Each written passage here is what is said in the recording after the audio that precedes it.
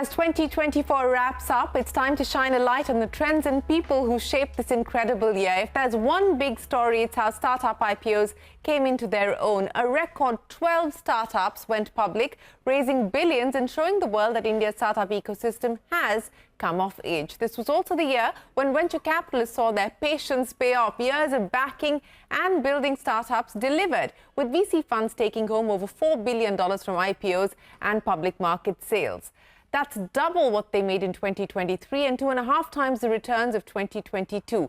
Big names like SoftBank, Peak 15, Accel, Elevation and Process turned bold bets into blockbuster successes on Dalal Street. Now, this IPO wave didn't happen by chance. India's market thrived despite global challenges, thanks to steady economic growth, favorable market conditions, and improvements in the regulatory framework. As per an S&P Global Market Intelligence report, while the US, China, and Europe saw muted IPO activity, India's startups stepped up. Swiggy's $1.35 billion IPO, the biggest tech listing in the world this year, was a standout moment fueled by the growing appetite for tech-driven innovation with a focus on financial sustainability and profitability. And the story doesn't end here. 2025 promises an even bigger lineup, 25 at last count, with IPOs expected from names like Zetwork, Meesho, Bluestone, Urban Company, Zepto, Grow and Pine Labs, just to name a few. 2024 has also seen the return of big deals and bets by VC funds. Zepto alone raised over $1 billion in the year. That saw over $10 billion being pumped into the system. And interestingly, family offices poured in over $1 billion into startups. Hello and welcome to this very special edition of Young Turks, India's longest-running show on startups and entrepreneurship. I'm Shireen Bhan. And joining me on the show today, 2024 has crowned venture capital investors as the true winners of India's startup IPO boom. And to reflect on the year gone by and what 2025 has in store for us, I'm joined by Mukul Arora, co-managing partner at Elevation Capital, and Anand Daniel, partner at Accel. Gentlemen, appreciate you joining us here on CNBC-TV18. Mukul, let me start by asking you, we've just taken our viewers through a whole host of the trends that shaped 2024, IPOs being the big one. But to your mind, what would be the standout, trends, the big performers in the year gone by? Sure. Shireen, first of all, thank you so much for having me on the show. And I want to start by congratulating you for completing 25 years of being a wonderful cheerleader for Indian businesses and startups. So thank you for that. Now, coming to your question, so if we look at this year, we have to step back and look at last 3-4 years together. So 2021 and early 22 was a period when we saw a lot of capital coming into the startup ecosystem. And then as the capital markets dried up, last 2.5 years have been years of efficiency. They have also been years which have really separated high quality companies from not so great companies. And therefore, this year, we have seen a lot of questions about Indian startup ecosystem being answered in a very, very comprehensive manner. So one, we always used to hear questions on, hey, is the India market large enough or not? And we have seen a lot of categories in India have now become very large, whether it's $100 billion of Indian marketplaces, whether it is $10 billion of ad revenue, and I can go on and on.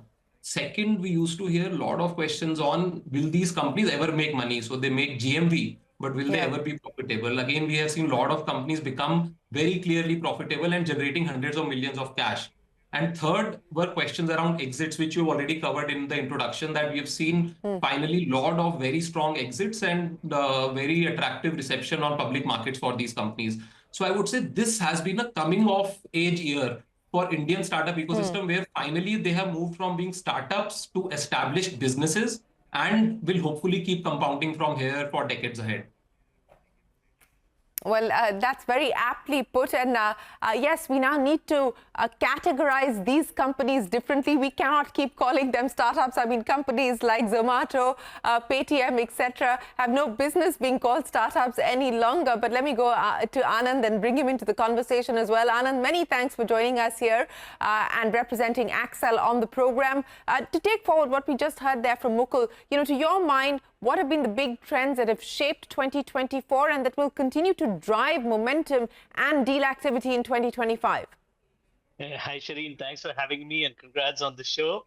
So I echo all that Mukul talked about, right? So startups focusing on building in a sustainable way, and that the public markets are receiving that well. So you asked about trends that have started taking off, and like one of the areas that we've been very excited about is we've always tracked the consumer movement over a period of time, and we feel there's a lot of activity still to be seen in the Bharat side of things, which is tier 2 plus India. So as you know, we've done a lot of work around that. The other area where a lot of activity is still early days is AI. AI startups from India, for India, and for the globe. That's another sector. The third being manufacturing and B2B companies that tech companies that make this more efficient. You talked about Zedwork earlier on, and Inframarket, and more such companies, and Blackbuck, which went public as well. So all these are going after the B2B opportunities. And these are some of the areas where we think there's a lot more to be done from an India perspective. I'll pause there. You know, yeah, Anand, let's pick up on the consumer bet that you spoke of, and I'll ask you this in the context of course, Axel's big exit from Flipkart, Walmart, and the possibility now of Flipkart finally IPOing. First, of course, reverse flipping, and then finally IPOing. And what you make of this space? You know, the lines between e-commerce and quick commerce now fast blurring in India. We've seen the kind of deal activity in the quick commerce space with the companies like Zepto, etc., raising over $1 billion just in 2024. How are you reading now the next wave as far as this sector is concerned?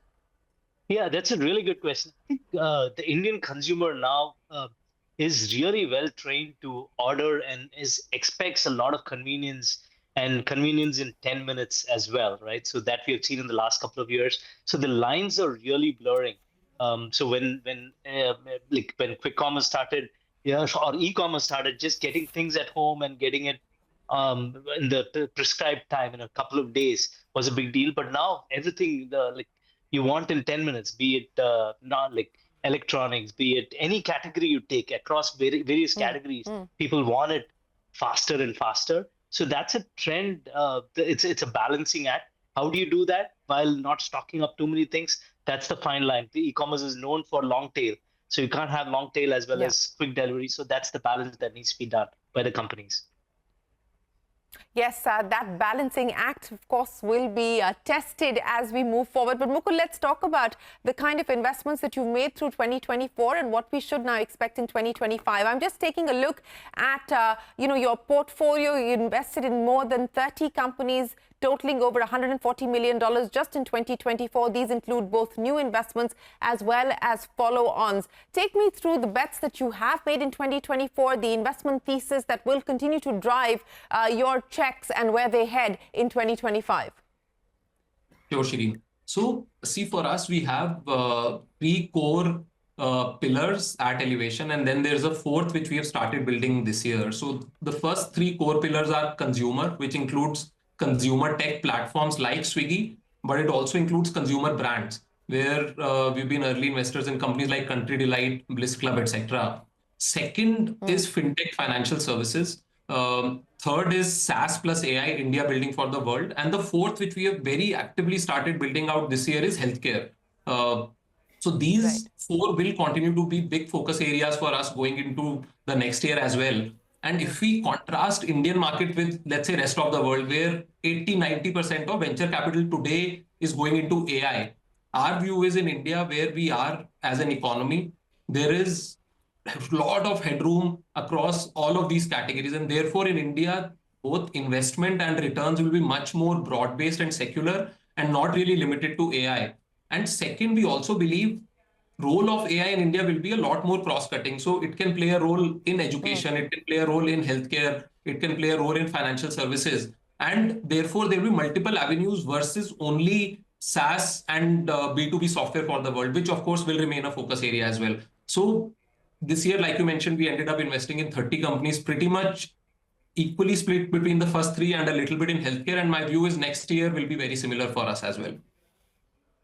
Well, more of the same, a little bit of more of the same for 2025 as well. Anand, let's talk about the bets that you intend to make in 2025. And, to build on what we heard there from Mukul as far as the AI bet is concerned. Now, are you looking at India building on the LLM kind of space, or are you looking at India continuing to take the API route as far as addressing the AI side is concerned on use cases? I mean, what's the thesis as far as AI is concerned, and how will that drive your investments? Yeah, that's a good question, Shireen. So if you take the base of the LLM layer, right? So on top of that sits a middleware layer, which is used for fine-tuning the LLM and infrastructure. So we are starting to see companies and that middleware layer. And on top of that, there are applications that go across all the areas that Mukul talked about, be it consumer or enterprise side. And then there's also another aspect of service as a software. I'll talk about that in a minute. So I think from an India perspective, we feel there's an opportunity for a lot of middleware companies. For example, we invest in a company called Simply Smart, which optimizes the inference engine for AI. And so these are two young entrepreneurs from India, but building a world-class product sitting out of here, right? So we expect to see more of that coming out of the middle layer. And then on the applications across both consumer side as well as the enterprise side, it could be platforms, agentic platforms like Emma that we invested in that go and solves for various use cases. We see there'll be opportunities like that. And then finally, what we call services as a software. Because if you look at India, it has a very deep services industry, and it's been built over the last 20, 30 years. And there's a lot of talent there. Can you combine AI with that talent and provide amazing service, right? So that's why we're calling that service as a software. And that's an area where we feel there's a lot of opportunities as well. So these are some of the areas within AI we feel we'd love to invest in. You know, Anand, I just want to build on that because you talked about the potential of this middle layer, so to speak, and how India can make a bid and a play in that, not just for the domestic market, but to build for global markets as well. You know, where are we now in that cycle? I mean, are we at a very, very early stage? Where are we in that cycle at this point in time, given all the hype surrounding AI? Yeah, you're talking about the layers below, right? So there is a lot of activity still at the LLM level, and then everyone like there are large players like OpenAI and like Anthropic and more, and then there's Amazon that has also launched a bunch of things. So there's a lot of activity and the infrastructure layer. So it's tough to go and compete at that layer, being a startup, right? So whereas, can you build on top of that? Can you make those layers a lot more efficient and be the bridge between those various layers, and you can make it even agnostic to those different platforms and make it more user friendly for the people building the apps. So that's what I call as the middle layer. And there, I think we have 15 million plus developers. It has one of the largest markets for developers, and who are all hungry to learn AI and build stuff around AI. So I think there is a lot of opportunity there. And there's a lot of product thinking also that's happening at that level. People who are working in various startups, learning what are the problem sets while building for AI, and they're coming out and doing some of this as well. Mukul, just build on that, the way that you're addressing AI and the middle layer, so to speak, if at all, in India. Sure. So, Shireen, let me add a couple of points to what Anand said. See, one unique advantage we have in India is that some of the tech companies in India are probably largest in the world in terms of number of users and complexity they are handling. Swiggy would be a good example of that. IPO would be a good example of that. They have hundreds of millions of annual transacting customers. So it's bigger than even some of the US companies. And therefore, the kind of complexity that Indian developers, Indian engineers are handling is almost the best in class. And therefore, that's what is critical in this middle layer, where if you are building software which is managing security, which is managing stability, which is managing this complexity at middleware for these companies at scale, you can do it for rest of the world as well. So as we are getting into this AI era, the same will continue to happen from India. That is one. Second, we also feel if we draw a parallel to SaaS era over the last 15, 20 years, we were probably late to the game. SaaS companies in US started in late 90s, early 2000s, whereas Freshworks started in 2010, 2011. So we were almost a decade late. And we also did not have role models on how to sell software from India for the world at that time. But over the last 15 years, We have had those learnings. We have those role models. We have best-in-class talent, as we spoke about. So as we also enter the AI application layer era, India will be much better prepared. And our view is we will see many more companies like a Freshworks, like a Browser Stack coming from India and building for the world and capturing meaningful share of that market. So we are very, very excited both about this middleware, which we spoke about, and also about the application layer AI companies getting built from India. Anything in specific? Any companies that you're going to be watching out for, Mukul, whether they're part of your portfolio outside of it? Sure. Actually, let me share a couple of examples with you. So one of the companies we had invested in their previous round, and coincidentally, Axel invested in that company this year. They are called NanoNets, and they are an AI first company. What they do is, before NanoNets, in a pre-AI era, document processing companies used to work on structured documents. Thanks to AI, NanoNets type technology can now work on unstructured documents. And then they are saying that if you are a company which has a lot of documents, which could be invoices, which could be purchase orders, etc., we'll not only help process them automatically, even if they look very different, but also we'll integrate into your workflow so that the entire workflow gets automated, right from, let's say, a company placing an order to the payment, the entire flow gets automated. So these are the kind of things which are becoming possible, which would have had tens of or hundreds of humans in a developing country manually going through those documents. So this is the kind of innovation we are seeing in the AI application layer now. Well, that's the kind of innovation and that's the kind of disruptive power that is, of course, being bet on at this point in time as well. Anand, let's address the Bharat issue, and I'll put that in the context of Mukul's argument that Indian startups have answered the question about how large is the market, how large is the addressable market, and can you actually make money off of it? Now, you know, what's different or what's starting to emerge as being different now in the Bharat layer as you're going about addressing it via your own portfolio companies? Yeah, so what's different now is that if you look over the last 4 or 5 years, the internet access problem is completely solved for the Bharat consumer. If you look, for 50 million plus smartphone users are spending 100 minutes plus per day on a smartphone. So they're looking at the best things out there, right? So be it through Instagram, whatever, YouTube, wherever, they want the best. They're aspirational. They know what's happening everywhere, right? That's number one. So they have the internet access. The second is previously the physical access, the logistic networks and all that.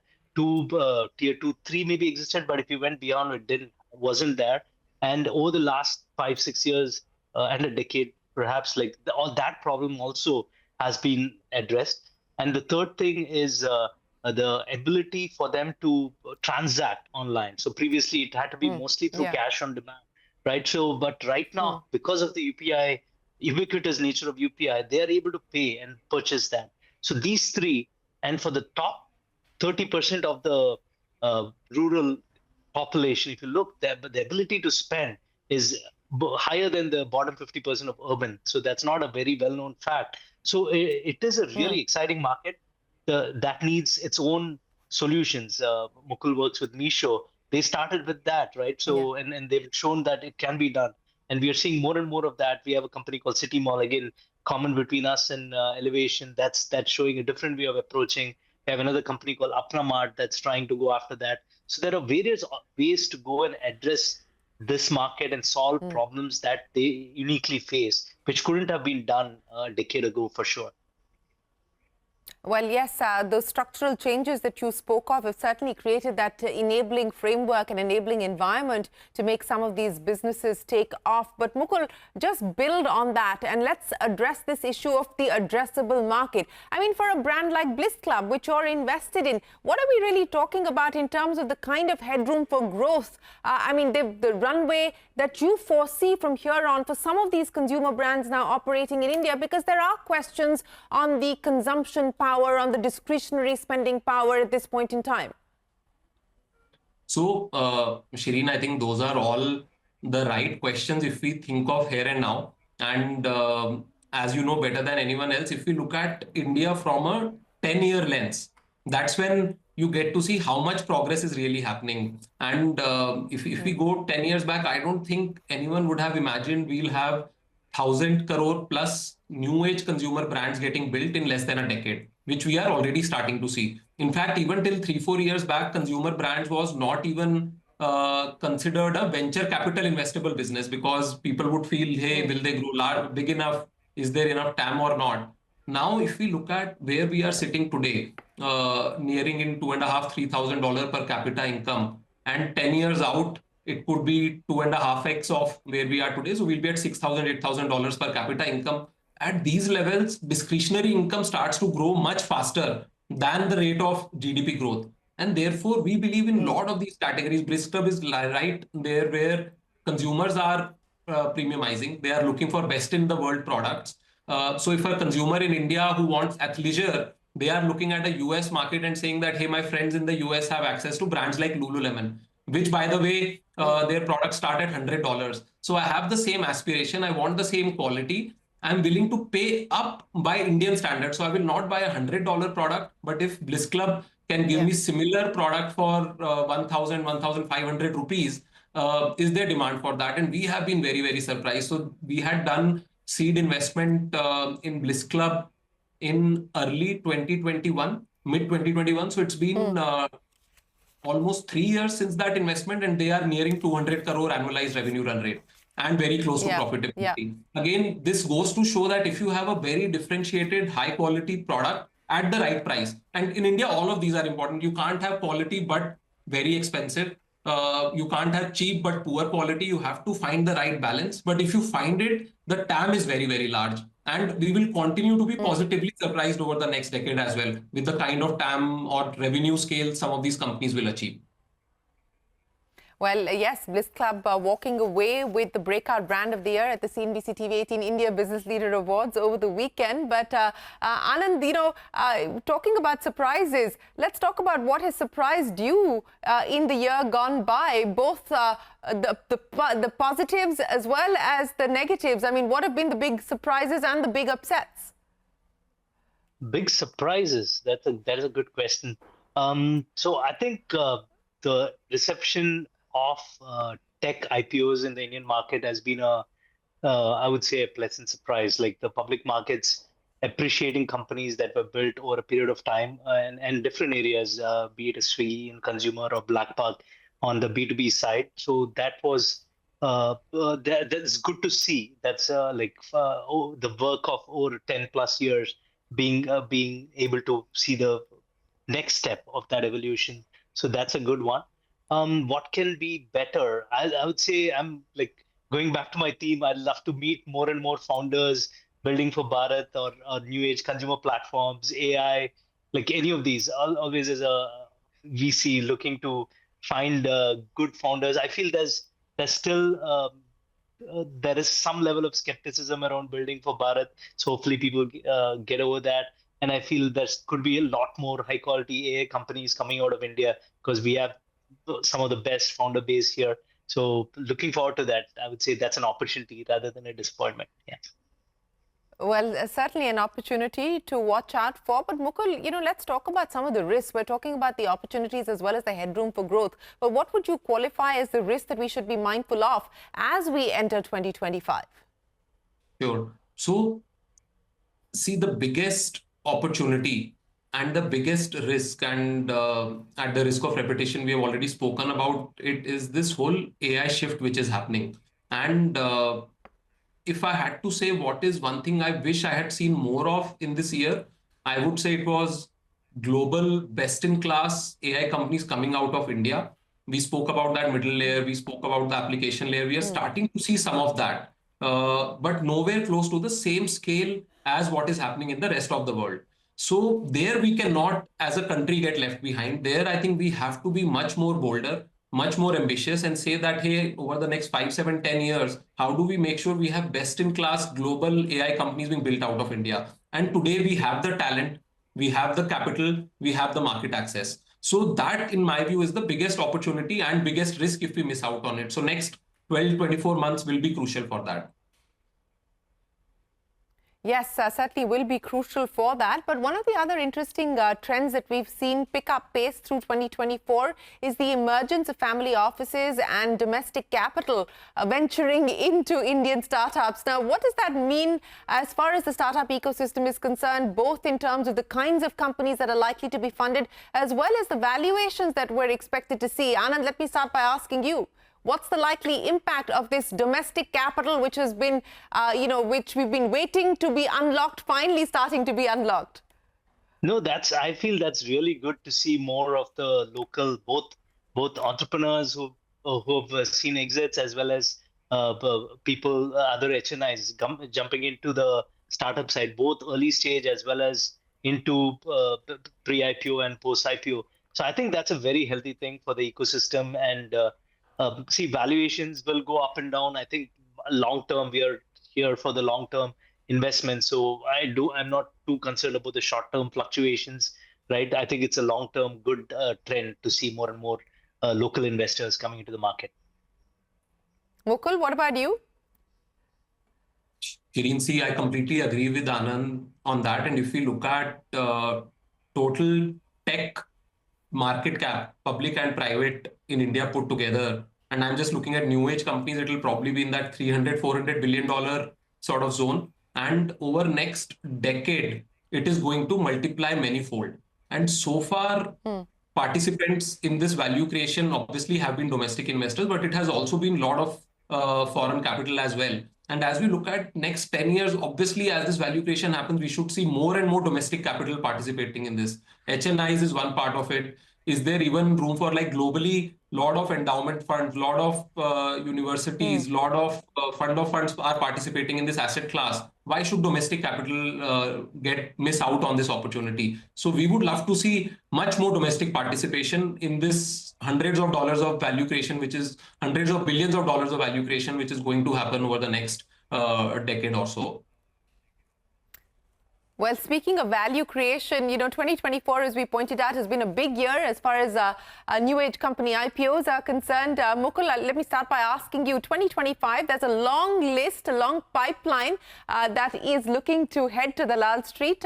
What's the expectation? Do you believe, given the fact that we are in a volatile market at this point in time with many global events, including the Trump administration taking office in January, that could potentially impact the way that the markets move? What's the outlook as far as the IPO pipeline itself is concerned? Sure. So see, from our perspective and from the company's lens, what we can control is our own performance. And the good news is, like you said, there is a long list of companies which are growing well, which have become profitable, which also know that they are now mature enough to go public and have a predictable business trajectory. So that is what is in our control. And it's great to see that now tens of Indian companies are getting into that bucket. Now, next year, like you said, there are a lot of domestic as well as global variables basis which we'll know how long does this IPO window remain open. And therefore, we'll have to wait and see how many of these companies can actually list. But even if some of them cannot next year, it's perfectly fine because they are resilient businesses. They'll keep compounding. And whenever the opportunity and timing is right, they can always come back to the market at that time. Well, Anand, what's your expectation? Do you believe that 2025 is going to be an even hotter IPO pipeline than 2024? The Indian market, if you look overall on an aggregate basis, VC-backed companies are less than 5%, right? So there's a lot of headroom for growth. So high-quality companies are getting created. As Mukul said, the company's job is to get ready, be ready to list. If the market's open, they will at that time. And we really hope that markets continue to be, valuations could go up and down. But if the market continues to embrace new age tech companies, I think that's great for the overall ecosystem. And we hope to see more and more of that. So to put it simply in one word, and Anand, I'll start by asking you, as you walk into 2025, what's the word that captures how you feel, the mood? Super excited. Super excited. Mukul, what about you? Very optimistic. Very optimistic and super excited. That tells you the mood as far as India's VCs are concerned when it comes to the year ahead. 2025 expected to be an even better year when we talk about the possibility of listings as well as deal activity, given where we find ourselves. Mukul Arora and Anand Daniel, many thanks for joining us on this special edition of Young Turks as we mapped out the year that was for India's startups and what the road ahead looks like. We will take a break here. Don't go anywhere. We're back in a moment with a lot more here on CNBC TV 18. That's it then on this edition of Young Turks.